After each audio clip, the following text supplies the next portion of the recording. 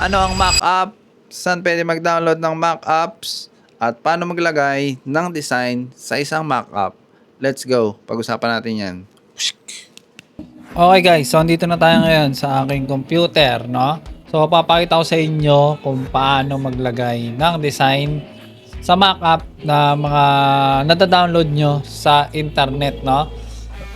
Pero syempre, ang una muna natin gagawin ay i-define muna natin kung ano nga ba talaga ang mock-up, no? What is a mock-up?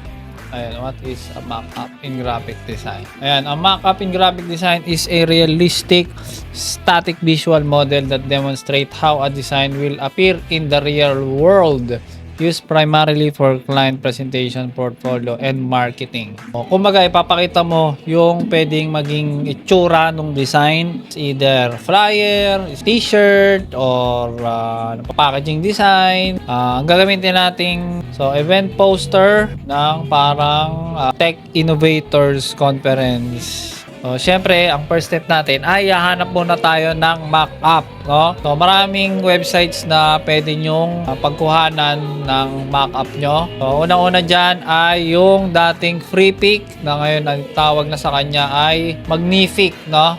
So, ito yun. Type nyo lang dyan. Halimbawa, poster mock-up. So, meron dito mga free, then meron ding mga may bayad.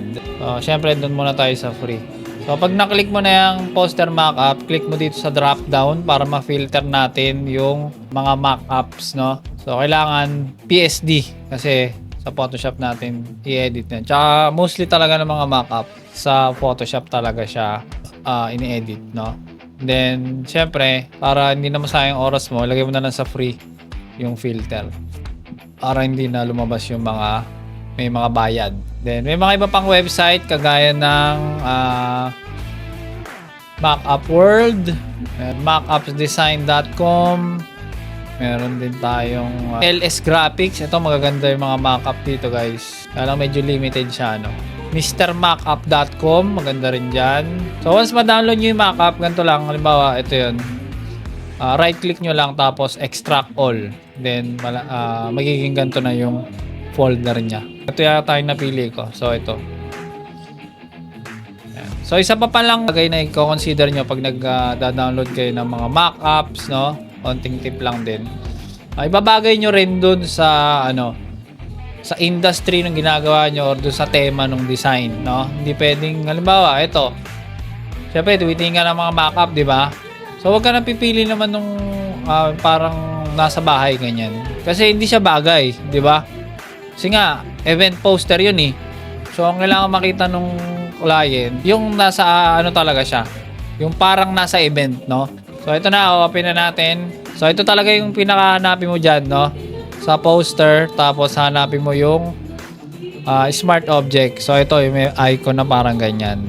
Makikita mo naman eh. So, minsan, ang nakapangalan doon sa mga layer na yan ay your design here. So, double click mo lang to. Ayan. So, ito yung smart object natin. Ibig sabihin sa smart object, yun nga, parang pwede mo siyang palit-palitan ng iba't ibang artwork. So, pag nandito ka na, paste ngayon yung gawa mo. No? So, tingnan natin kung magka-size. Parang hindi yata ito magka-size, guys.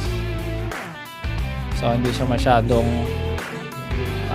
magka-size. So, try natin gawa ng paraan. So, ito talaga yung isa sa mga problema din minsan pagka kumukuha kayo ng mock-up, kailangan sakto rin yung artwork nyo. So, minsan kailangan nyo mag-adjust or mag-magic ng konti. Try natin gamitin yung content aware scale dito para mabatak natin. Tangayin sa edit, tapos content aware scale. Ayan. Tapos natanggalan natin siya ng content. Ayan. So, hindi na masyadong halata, no? Then, pagkatapos mo na, tangayin sa file and then save. Control S lang. Tapos, dapat mag-update na yan sa ating kabila, no? Balik ka ngayon, punta ka window, tapos balik ka dun sa una nating, sa mockup natin mismo. Ayan. So, nag-update na siya, guys. So, ito, ayan, medyo i-adjust ko to kasi parang masyadong malakas yung effect niya na parang nagbe-blurred, no? So medyo dumilim yung design natin. Pero ganun kasi para magmukha realistic. Pero pwede mong bawasan yan. Ayan. So ito yan, yung FX lights. So yung mga highlights. Bawasan natin ng konti. So yan, okay na siguro to guys. So ganun lang naman kadali ang paglalagay ng mock-up dito sa Adobe Photoshop, no? Alright, so yun lang naman para sa video na yan. Sana may natutunan kayo. Thank you for watching and follow for more graphic design tips. Bye bye.